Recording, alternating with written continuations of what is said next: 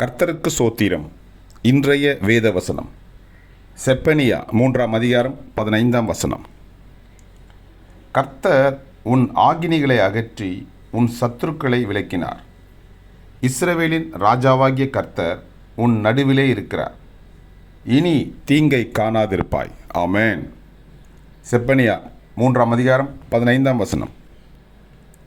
கர்த்தர் உன் ஆக்கினைகளை அகற்றி உன் சத்துருக்களை விலக்கினார். இஸ்ரவேலின் ராஜாவாகிய கர்த்தர் உன் நடுவிலே இருக்கிறார். இனி தீங்கை காணாதிருப்பாய். ஆமென். செப்பனியா 3:15. கர்த்தர் உங்களை ஆசீர்வதிப்பாராக, உங்களோடு கூட இருப்பாராக. ஆமென்.